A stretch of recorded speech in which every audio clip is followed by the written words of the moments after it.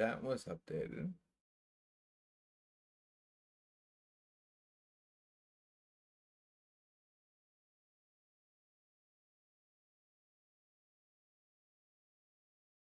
Streaming. Healthy. Guess maybe I need to put some music background for the stuff. Okay.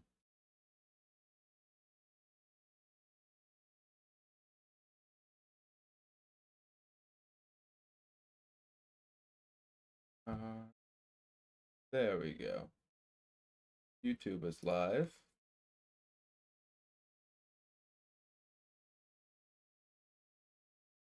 Yep. Through that box because it's me. Which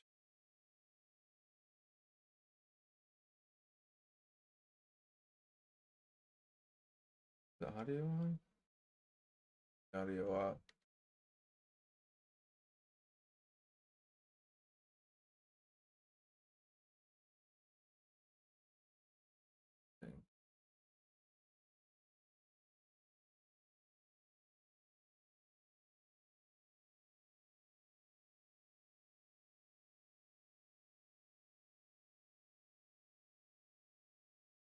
Yeah.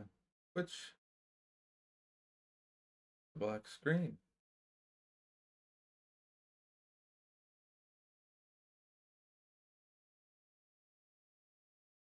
Weird. Try what the channel looks like. It's just a black screen. That's up.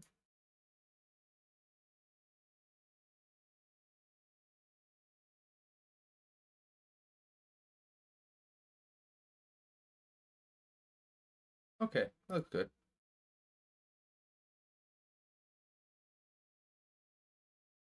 Going in and out. Weird.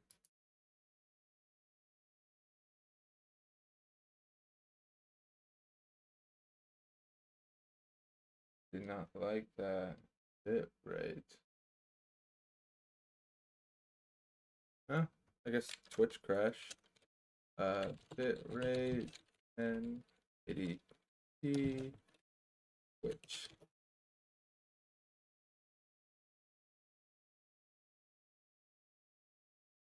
Say 6,000 for that one.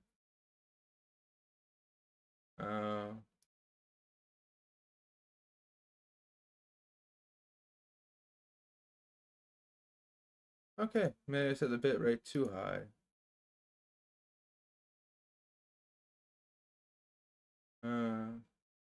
Maybe we'll set it 7,000 next time instead of 8,000. Okay. Well, Twitch crashed. That's okay. We'll just proceed on YouTube. I'll play around with the bit rate another time. Bye-bye, Twitch. That's okay. Not too worried. Okay. So we are a few minutes in.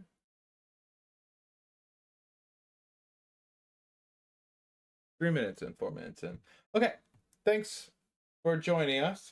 We don't have many live streams, but hopefully if you're joining us later on the recording, and you have the have PolarBerry or a Polar Fire SoC dev board, whether that's like the Icicle or the Beagle 5 Fire. Hopefully this guide or walkthrough of Buildroot can help you understand the basic concepts. Each dev kit seems to have its own little flow. So this is, I would say take this as general guidance. I wouldn't take this as these are the exact instructions for my dev board. You're going to have to follow the tutorials that dev boards have, but this will hopefully help you understand a little bit more of the structure and the process that's required to build the Buildroot, to deploy it, to modify it, to try to change some features, to fit your environment settings, maybe load in custom packages or compile custom code for your embedded system. So hopefully this helps you along that path. So first off, let's talk about what is Buildroot. Okay, so Buildroot is basically an embedded Linux compiler. Like, what do we talk about these things? Creating embedded Linux. And we have kind of two main tools. We have Yocto and we have Buildroot. And the goal of this today we're looking at Buildroot. You could easily try to, not easily, easily might be a bad word, but you can look at a Yocto build for your device as well. A lot of the low-level packages and functionality can be targeted by both. So any FPGA utilities or something like that, you usually can, both of these systems can usually bring those utilities in. Xilinx uses PetaLinux, which is a Yocto-based package Yocto-based package manager. It's very easy to use PetaLinux. It's very easy to add more packages and play around with things. Easy. Like if you follow their guides and bring in their BSP, it's easy to get up and running. It is sophisticated to patch it, to kind of do your own little things if your hardware is slightly different. So if it works, it works. If it doesn't work, it can be a big pain. It's a fun little system to go through. We're gonna go through Buildroot. I am not terribly familiar with Buildroot, but it was relatively easy to get up and running. I've used it for Vectress5 and the LightX ecosystem, and I've used it for this board. So we're gonna go through the Buildroot and kind of the files and what we're looking at. So these are some specific branches off the Buildroot repository, and then a Sundance DSP BSP repository that is for all of Sundance DSP's dev boards. So the Buildroot's going to include our basic packages and the output for all these systems, while the BSP is going to include our board configuration, our patches to the root file system. It's going to include custom packages that we'll show in a second, and it's going to have your board configuration, and it also has some utilities for deploying the Linux OS to your system. So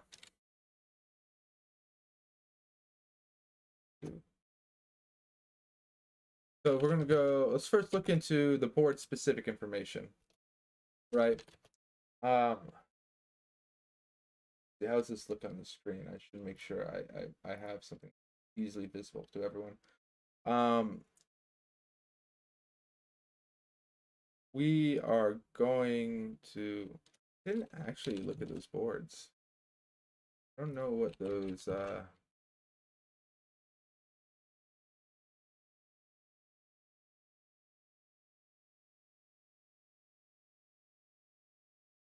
okay, that's for Xilinx. That's not for the Polar Fire. What about you?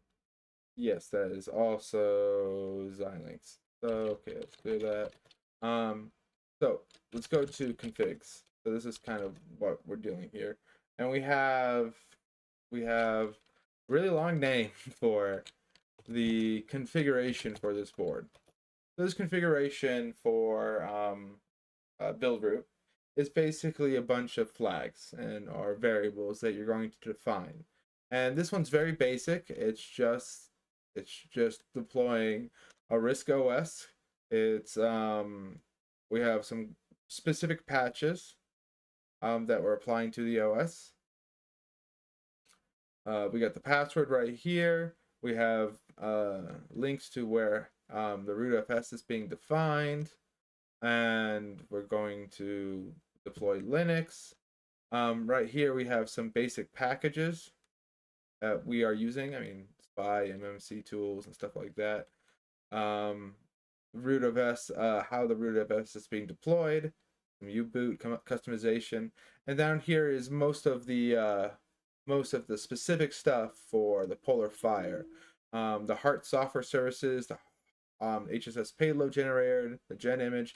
These are all utilities to help you deploy your Linux system on top of the HSS and U-boot on the Polar Fire sock. Then right down here we have a custom package. Let's go follow this custom package. So we go back up, right? We have we're gonna cd into package. We have these different packages, and in truth, we're not using any of these. A lot of these you can see, like we have ZCU 111 that's for a completely different system. We have some other like JESD and AXI interfaces that are probably for a Xilinx-based system. We're going to look right now at Hello World, that custom package that's been loaded into the system. So, so we're going to go Hello World and see what it takes to deploy a custom package. Hopefully this makes sense. This is pretty basic. So we go to sources right here. We have Hello World. And like if we want to vim Hello World, really? Okay, well, we'll do VI then. We have a very simple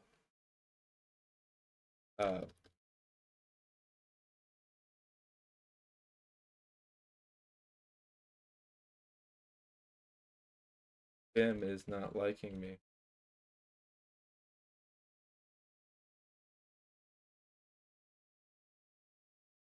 Why?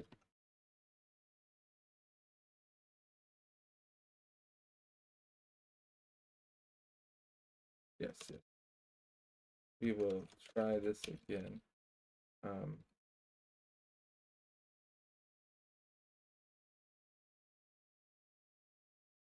Okay. Let's try Nano. Do we have Nano? Okay. Nano. We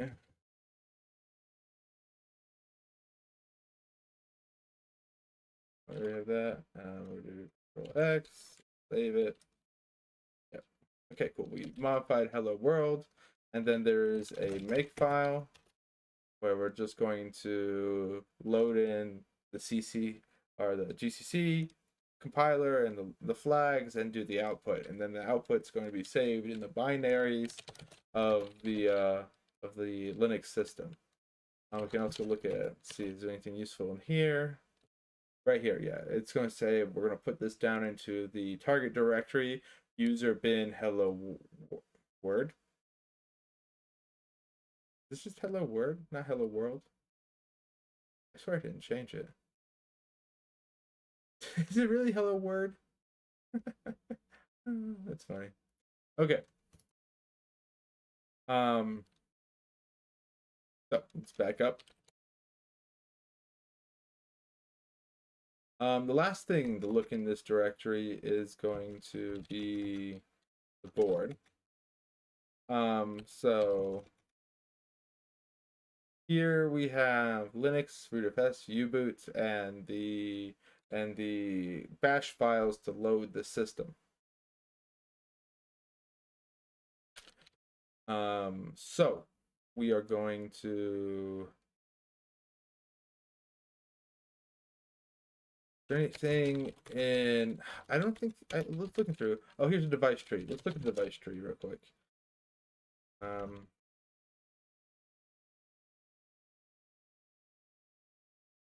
Sorry, I need to do this, otherwise it's not going to be happy. So we're gonna look at the device tree real quick, and this device tree, oh, where is the MPVS? Yeah, I want to find out where that one is. But this is just stating where the DDR locations are.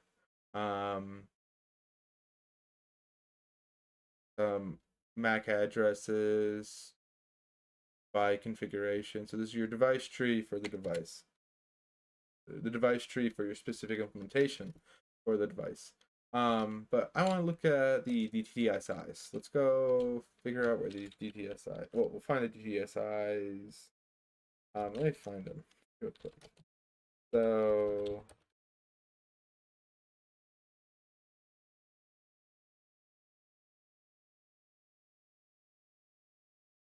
Okay, cool.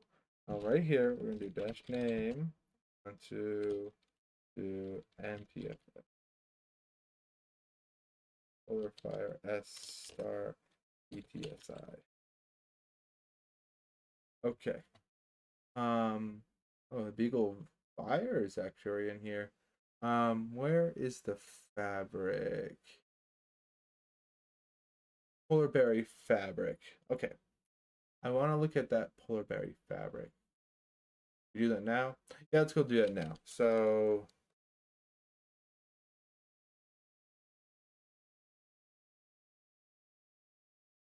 we're gonna less file. We have fabric clocks. PCIe. Okay, yeah, this is what I'm interested in. So this matches the icicle configuration.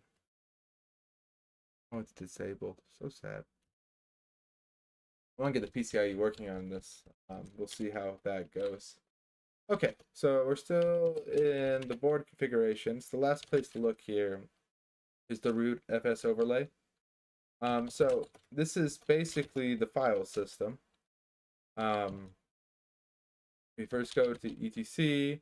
We have basically a lot of the initial configuration stuffs. Like if we go to net, go to network. That one's more interesting. So if we cat the interfaces, we have, hey, this is the system, these are the addresses, the net mask, this is what we're going to do on boot up. Very basic stuff. And you can go edit it real quick, rebuild, and it'll redeploy it. Well, I mean, you didn't redeploy it. The next thing is in the mounting. This is just a placeholder, I think. Let me check. Yeah, this is a placeholder. You're just creating that directory specifically. And then if we go to user, then we have a make EMSC file. This is mostly just for partitioning the eMMC that's on the hardware. Okay, so that's kind of all that's included for the board. Let's go look at the Buildroot. So they have a very simple, make config menu. Pulls up correctly.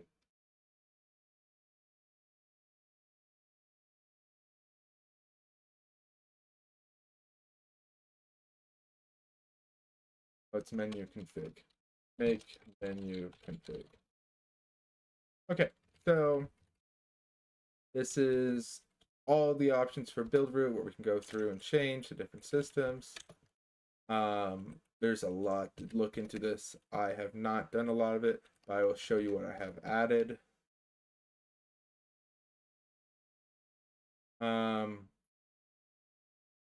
So was it target packages?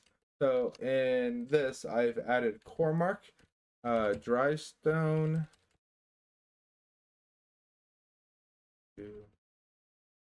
StressNG, and Whetstone. And then in our external options, we have our custom package, hello world word at the bottom, and we can build it. To build it, I need to set up a few things first. We have to export these parameters.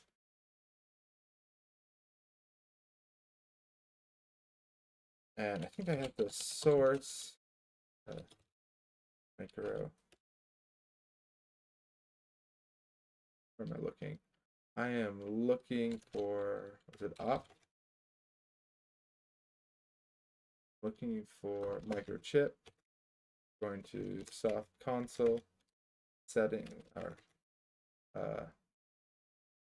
soft console S.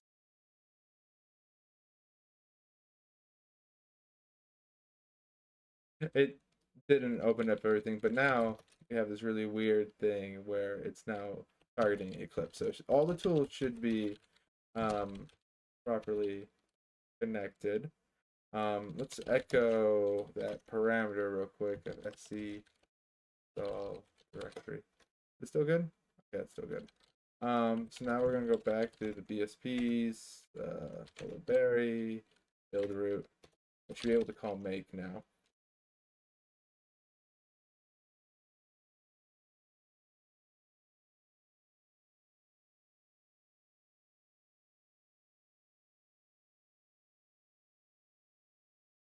Okay.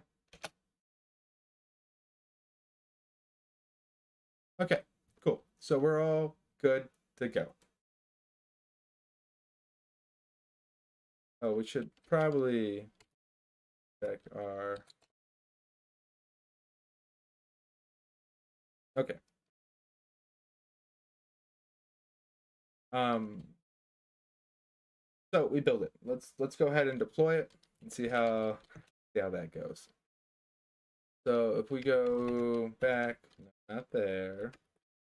Well, actually, let's go look at the output. So if we go to ls the output build, we can see everything that was built for this. If it says host, it's using the host compiler. And if it doesn't say host, it's being targeted towards the embedded system. So it's using the cross compiler. And that's kind of the fun systems. All the little programs. We have all our benchmark tools and we have all our utilities. Okay, and then there's package where, right? Post images, I guess images probably. That's where we have our uboot and our rootfs. And was there, I remember there being a package. Oh, I guess there's those packages. Okay, so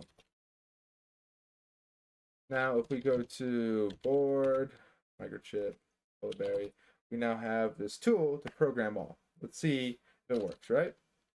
Bash program. Oh, the board is on, it is connected. See what happens.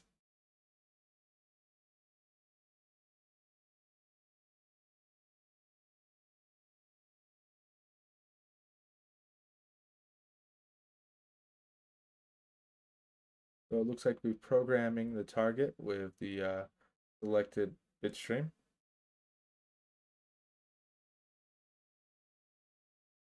We're waiting for the HSS to boot.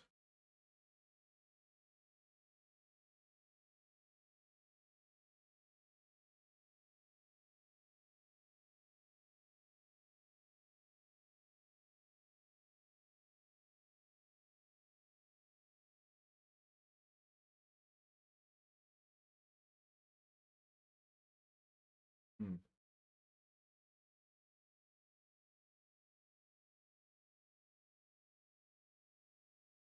May have to go and help it.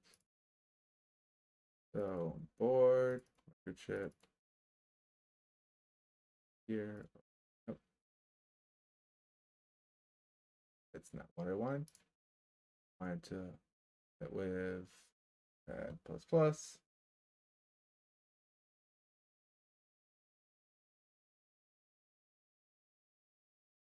Okay.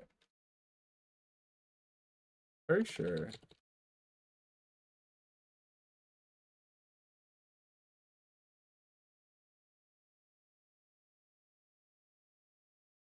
Okay.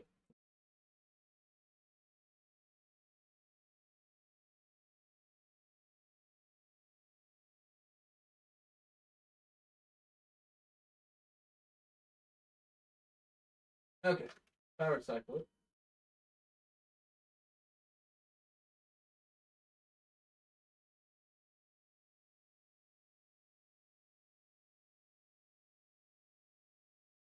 Was it 0 in this situation? It might be 0 in this situation. Ah, 0. Okay, let's go fix the config real quick. I'll show you how to do that. Okay, so our config changed. So in this flash config file, so it's nano flash config right here. It's USB 0, not 1 in this situation. And Control X, save, yes. Now we're going to do this.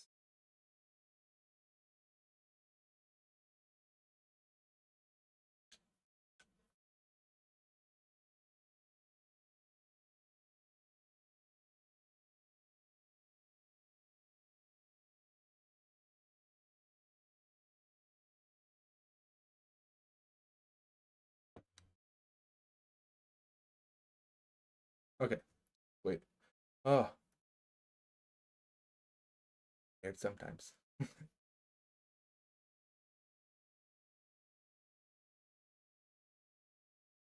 This is going to be about 700 kilobytes. So we'll see how that works.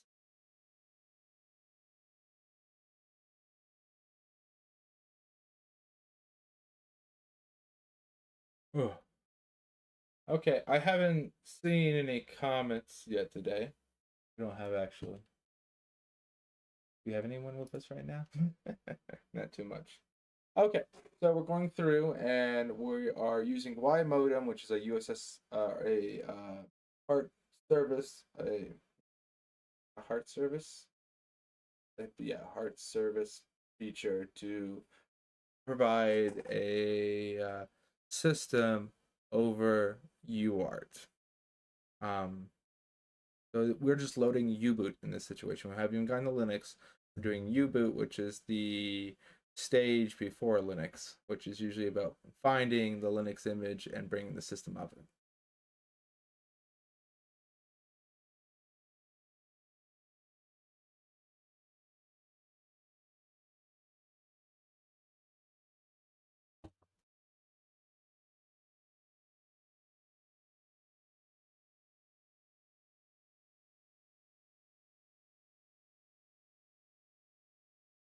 Okay.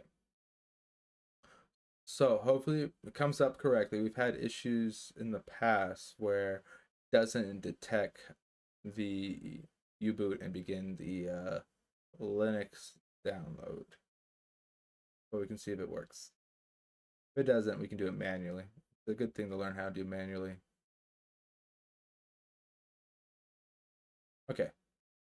Now we're going to wait here for like a few minutes. And if not, we'll do it ourselves. Okay. Starting to program Linux image to the PolarBerry. Very bored. Cool. I actually haven't got to do this to work on its own. So right now it's doing TFTP. I've given it the appropriate IP addresses, and it's now TFTPing over the network the Linux image.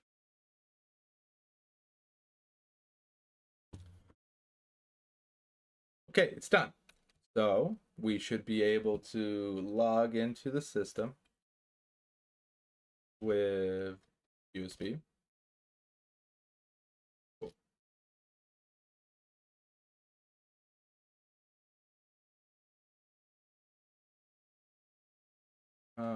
That's wrong.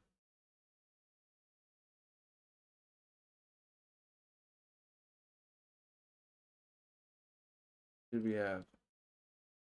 Okay. Did you not?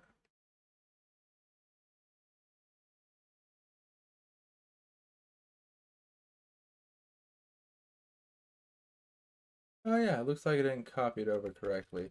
So let's go ahead and do this ourselves.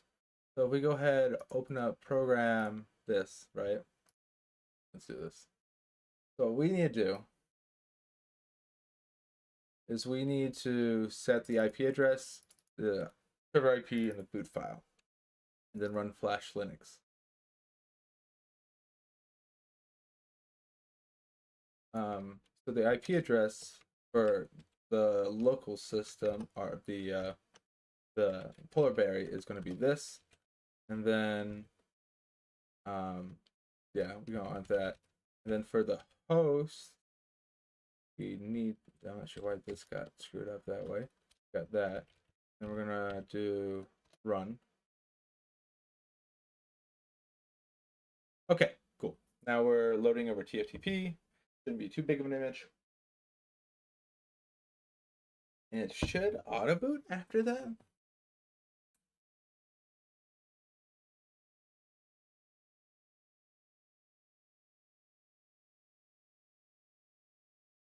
We'll see.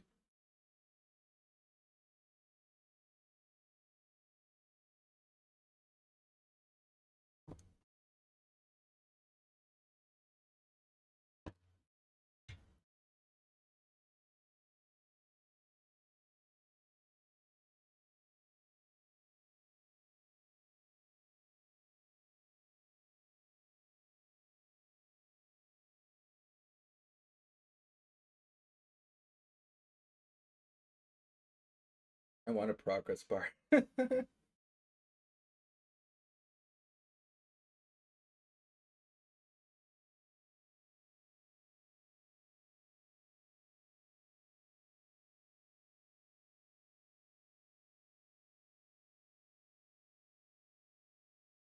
Okay. Now we're gonna boot.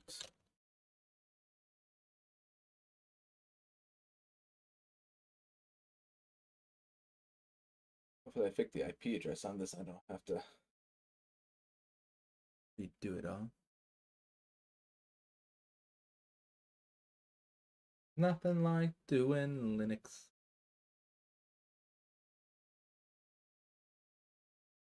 Okay, cool. Root. Okay. Is this gonna work? Cool. Will this work? Ooh. You don't have an IP address lookup? Good.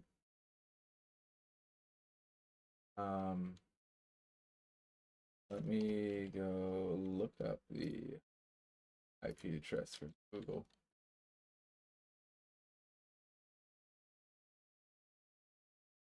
Okay. Google's gonna be 72.217.12.14. Can you work? Okay. But can you ping other systems on the 83? Yeah, it works. But we're not making it past the router. Interesting. What's up with that? Okay. So we can do hello word, right? We have, oh, you didn't recompile. That's weird. Disappointing. I didn't save it properly.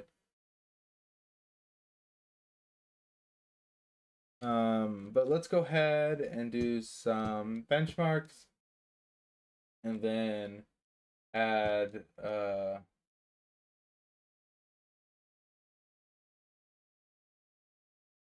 let's go ahead and do the benchmarks we have and load the do the EMMC and mount that. And I think we should be good for today.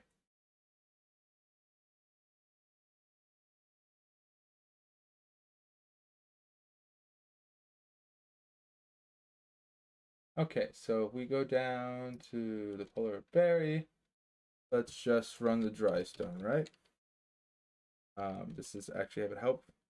Give the number of runs. I think we want to do 30,000. Too small. We're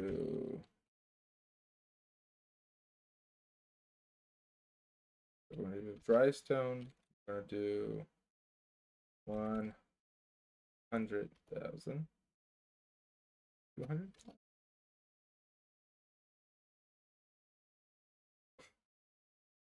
300,000. We'll do 1 million.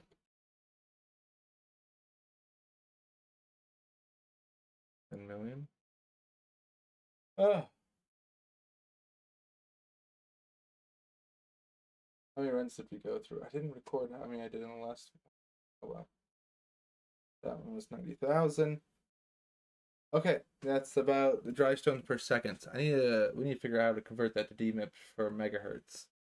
But yeah, we can run dry stone on the RISC-V processors. Let's go ahead and run whetstone, which is a floating point version. I'm sorry, 1,000 whetstones for the PolarBerry.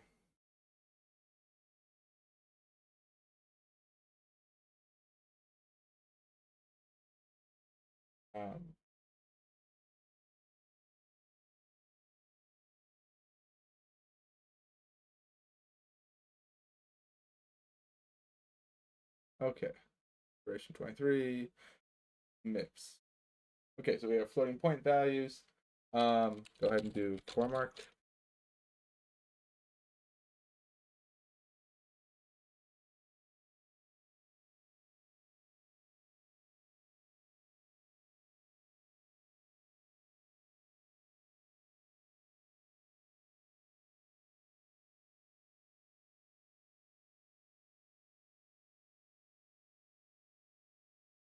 Okay, core mark, you running?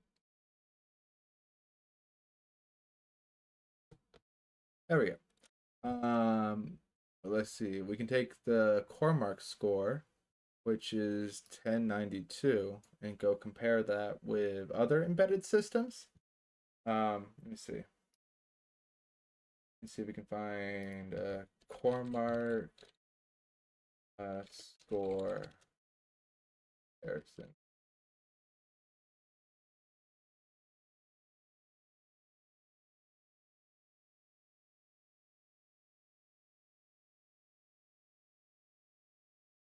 Oh yeah, 1092.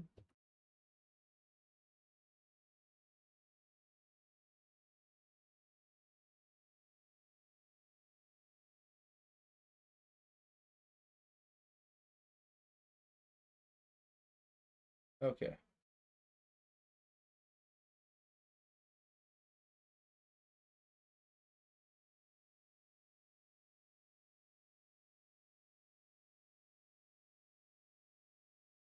Okay, we have the Cormark thing. I'm trying to see score range. I guess I'll look at both of those. Um,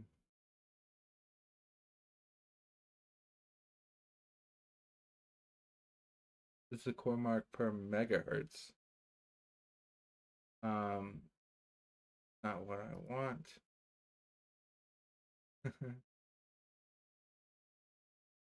I'm not saying a good way to compare these. Well, let's try again to look at 1092. So we are close to this processor. What is this processor? So we are comparing this processor to a processor in 2005. Those are the performance similarities. Okay, interesting.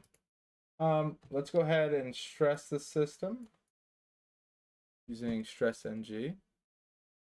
We're gonna do 30 seconds across the processors. This should run across all 4 processors, I think.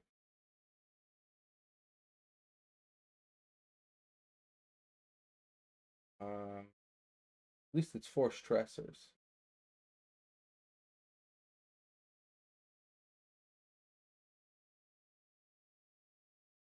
Hey, Cube Lang with the yo. Anyone use Yocto or Buildroot? Okay, cool. So last thing we're gonna do for the day is go to that folder in user bin, right? We had this make empty.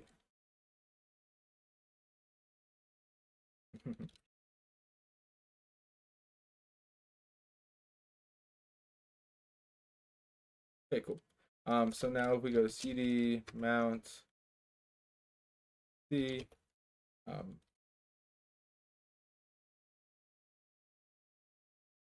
okay, so we're now going to do a reboot, and then we're going to check out that mounted directory.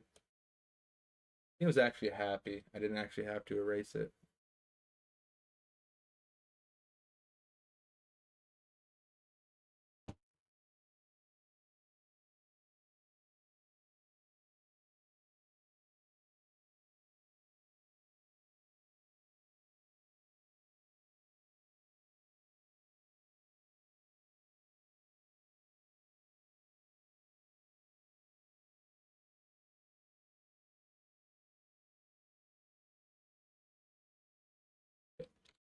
Now let's log in.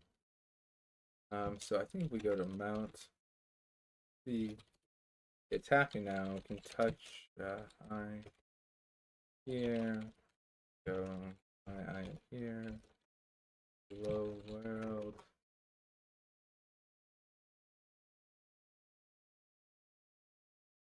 Oh, okay. So now we have this file that's in this mounted directory. So this is our non-volatile storage for the system. Everything else will be erased. So I could touch I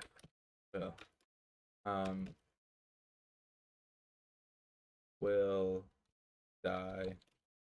The file will die here. And we can sync.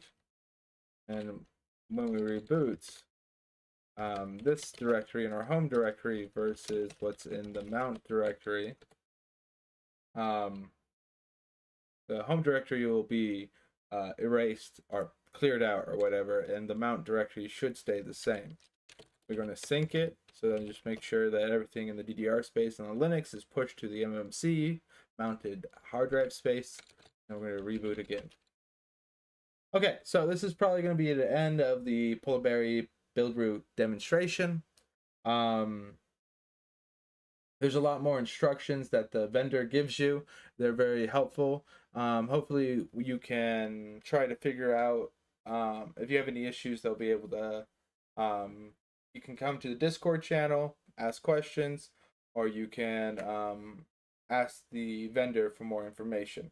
There was a few things to clear up, but overall it was a pretty easy process to get the Buildroot up and running appropriately. I would, suggest to follow their advice on a distro. Good to have a virtual machine that you can load with a specific distro. The microchip tools are much easier to install than like Xilinx Vivado tools or Altera Intel tools. So it's an easy process, doesn't take as much space, and you can load these things up and get things going a lot faster. Okay, so that directory is empty. Let's hopefully... Weird. So that mount directory didn't work either. Did not properly yeah.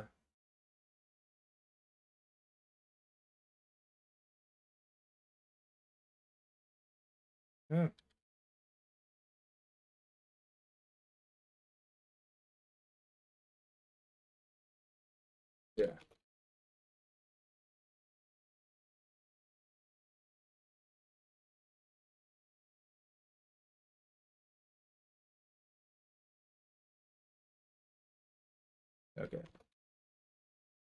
Yeah, not sure why that didn't work this time. But you do have space within the eMMC to use for user files between your boot ups. I am going to test it again because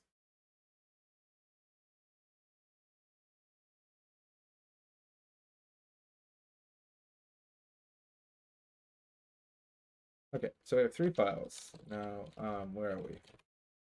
Here. Okay.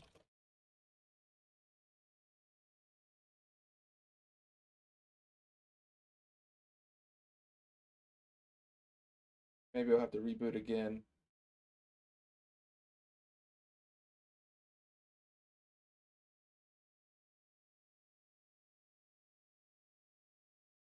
Maybe, okay, well, I'm gonna play around with this.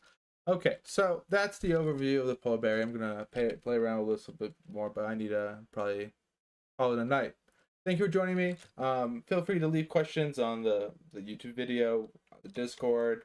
I'm going to be exploring more about how the whole stack for the PolarFire works, including probably tackling the HSS next to understand how the HSS works and maybe some bare metal interaction with the FPGA.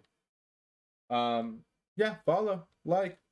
We'll try to get some more PolarFire